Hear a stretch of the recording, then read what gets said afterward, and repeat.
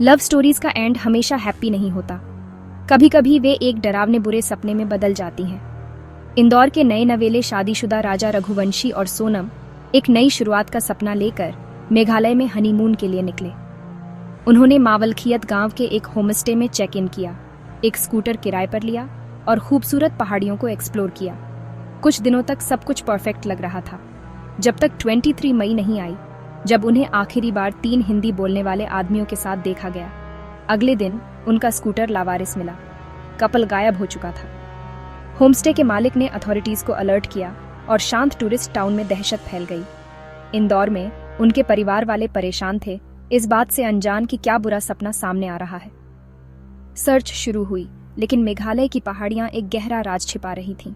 उस मनहूस दिन के बाद राजा और सोनम के साथ क्या हुआ, जवाब सुनकर सब चौंक जाएंगे। प्यार और नई शुरुआतों की कहानी अब क्राइम और धोखे की कहानी बनने वाली थी। मेघालय पुलिस ने मानसून की बारिश और खतरनाक इलाके से जूझते हुए एक बड़ी सर्च शुरू की।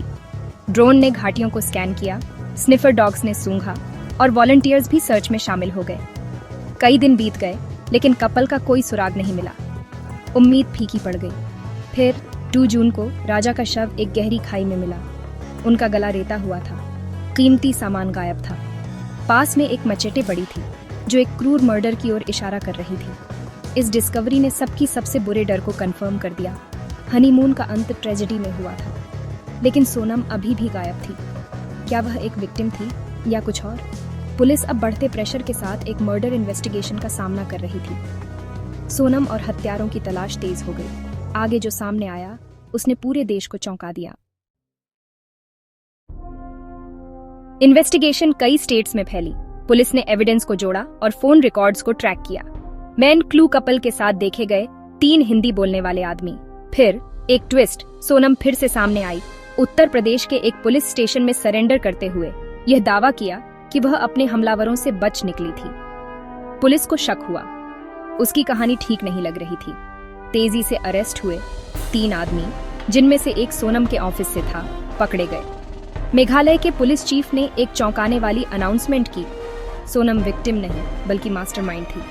उसने कथित तौर पर अपने हनीमून के दौरान अपने हस्बैंड को मारने के लिए कॉन्ट्रैक्ट किलर को हायर किया था। मेघालय की ट्रिप एक कैलकुलेटेड कवर था, जिसका मकसद एक टूरिस्ट ट्रेजेडी जैसा दिखना था। आदमियों ने राजा को एक सुनसान जगह पर ल्यूर्ड किया, उसे मार डाला और उसके शव को ठिकाने लगा दिया। मोटिव? अभी भी इन्वेस्टिगेशन चल रही है। राजा का शव मिलने के सिर्फ 7 दिनों के अंदर पुलिस ने केस को क्रैक कर दिया था। देश इस कोल्ड ब्लडेड प्लॉट से सदमे में था। इस खुलासे ने दोनों परिवारों को तोड़ दिया। राजा का परिवार, जो पहले सोनम की सेफ्टी के लिए प्रार्थना कर रहा था, अब धोखे में महसूस कर रहा था और जस्टिस की मांग कर रहा था। सोनम का परिवार इंसिस्ट कर रहा था कि वह इनोसेंट है, ये दावा करते हुए कि पुलिस ने उसे फंसाया है। ट्रेजेडी और गहरी हो गई। एक परिवार एक बेटे का मातम मना रहा था, दूसरा एक बेटी की आजादी के लिए लड़ रहा था। मेघालय के लीडर्स ने तेज इन्वेस्टिगेशन की तारीफ की, टूरिस्ट्स को उनकी सेफ्टी का एश्योरेंस दिया। 9 जून तक सोनम और 3 कथित अकॉम्प्लिसेस कस्टडी में हैं। एक सस्पेक्ट अभी भी फरार है।